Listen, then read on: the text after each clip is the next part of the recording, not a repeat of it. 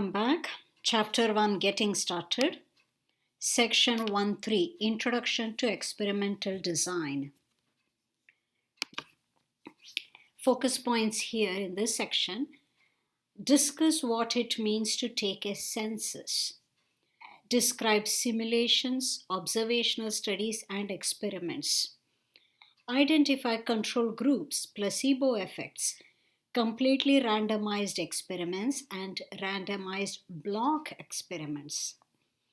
Discuss potential pitfalls that might make your data unreliable. Okay. Planning a statistical study. Planning a statistical study and gathering data are essential components of obtaining reliable information. Depending on the nature of the statistical study, a great deal of expertise and resources may be required during the planning stage. In this section, we'll look at some of the basics of planning a statistical study. All right, so pretend we have this question. We want to understand, say, the height of people who have climbed Mount Everest. So that's a problem for you. How would you even go about starting, right? So you need a plan before you start. So you want to come up with essential components. What essential components do you need for gathering reliable information? So, basic guidelines. First, identify the individuals or objects of interest. Okay, so we know we are going to measure heights of people who have climbed Mount Everest. So who are the individuals here? People who have climbed Mount Everest. Specify the variables. In our case, we want to measure their height. So height is a variable. What about the protocol for taking measurements? Are we allowed to go and harass anybody who doesn't wish to participate? No, we are not. So we have to specify our protocols. Maybe we won't go and bother them in person, but maybe we could send a phone call. Maybe we could send a text message, an email, but whatever be your protocol, you must make sure you maintain the protocol for all the individuals concerned. Determine if you will use an entire population or a representative sample. Well, obviously, if I'm going to study people's heights, people who have climbed Mount Everest, I will most likely not be able to reach everyone. So I will need a sample. Now, if I'm going to use a sample, which viable means doable, okay, sampling method should I use? Which viable method can I use, right? In my data collection plan, address issues of ethics. Ethics are very important, especially when it comes to living beings, right? Human beings or animals. We have to worry about ethics. Subject confidentiality and privacy. These are important issues of ethics. If you are collecting data at a business or a store, college, or other institution, be sure to be courteous and to obtain permission. We cannot just demand to know somebody's income or height or weight.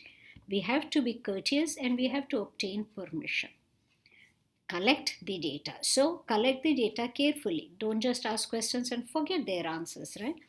We have to collect the data appropriately. Use appropriate descriptive statistics methods. So in chapters 2, 3, and 9, we will learn about descriptive. So how do you describe your data? And then you want to make decisions using appropriate inferential. So inferential statistics are covered in chapters 7 through 11. Finally, note any concerns you may have about your data collection methods and list any recommendations for future studies.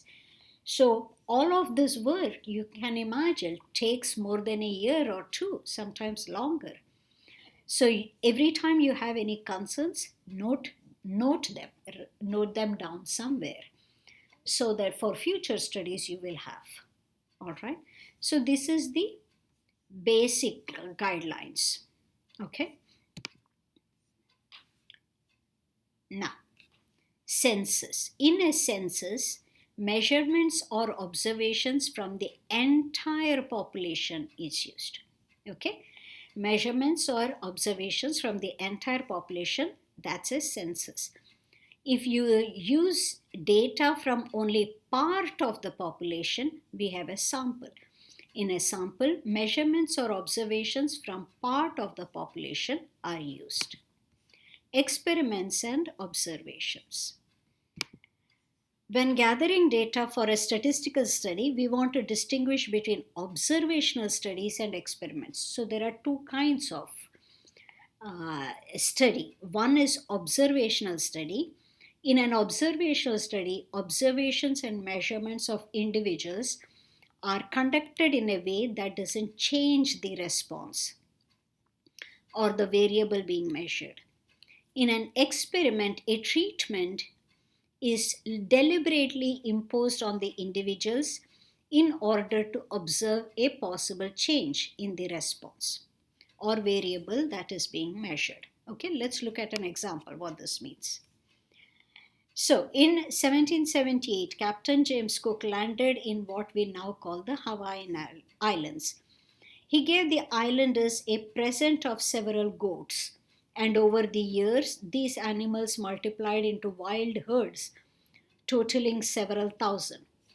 They eat almost anything, including the famous silver sword plant, which was once unique to Hawaii. At one time, the silver sword grew abundantly on the island of Maui, a national park on that island.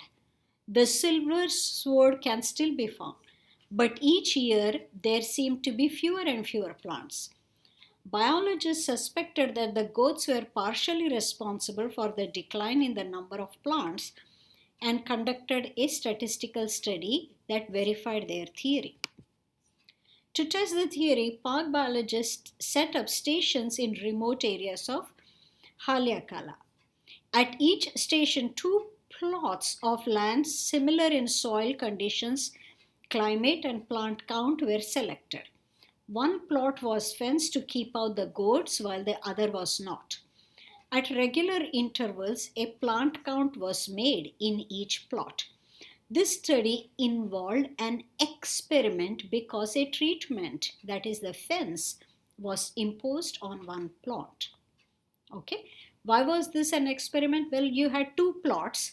One was fenced in to keep out the goats while the other was not. So this is not simply observing, there was an experiment involved. The experiment involved two plots at each station. The plot that was not fenced represented the control plot. Control plot is where you don't implement anything, right? This was the plot on which a treatment was specifically not imposed, although the plot was similar to the fenced plot in every other way. Statistical experiments are commonly used to determine the effect of a treatment. However, the design of the experiment needs to control for other possible causes of the effect. For instance, in medical experiments, the placebo effect is the improvement or change that is a result of patients just believing in the treatment, whether or not the treatment itself was effective. Okay? What is the placebo effect? Placebo effect occurs when a subject receives no treatment but incorrectly believes he or she is in fact receiving treatment and responds favorably. To account for the placebo effect, patients are divided into two groups. One group receives the prescribed treatment. The other group, called the control group, receives a dummy or placebo treatment that is disguised to look like the real treatment. I hope you understand, guys. What this means is, say, suppose we have come up with some medicine for an illness. How do you test that medicine? You have, say, 10 patients. Say you have 20 patients. You divide the 20 patients into 10 each. For one set of 10 patients, you give them a medicine. For the other set of patients, you tell them, I'm going to give you a medicine, but really you give them nothing. You just give them, say, water, right? Like anybody would have. But the patient who is not receiving the medicine is under the impression that he or she is receiving a medicine. Sometimes the medicine you have come up with is really not a good enough medicine. But just the hope that you are getting a medicine can sometimes get a patient better. So that is why when you are testing a medicine, you always have control group. Control group is the group which gets no medicine, but they are told that they are receiving a medicine. That way, you can check whether your medicine or whatever you are trying to experiment is really effective or not. If it is not effective and yet people are getting better, then it means people who were not getting the medicine would also get better. In other words, your medicine, your chemical, is really not that useful. You just need hope, you see. So the placebo treatment is an important part of experimental study, right? After the treatment cycle, the medical condition of the patients in the treatment group is compared to that of the patients in the control group. A common way to assign patients to treatment and control groups is by using a random process. This is the essence of completely randomized experiment. Completely randomized. A completely randomized experiment is one in which a random process is used to assign each individual to one of the treatments. Okay? Can chest pain be relieved by drilling holes in the heart? For more than a decade, surgeons have been using a laser procedure to drill holes in the heart. Can you believe it? Many patients report a lasting and dramatic decrease in angina, that is the chest pain symptoms. Is the relief due to the procedure or is it the placebo effect? A recent research project at Lenox Hill Hospital in New York City provided some information about this issue by using a completely randomized experiment. The laser treatment was applied through a less invasive catheter laser process.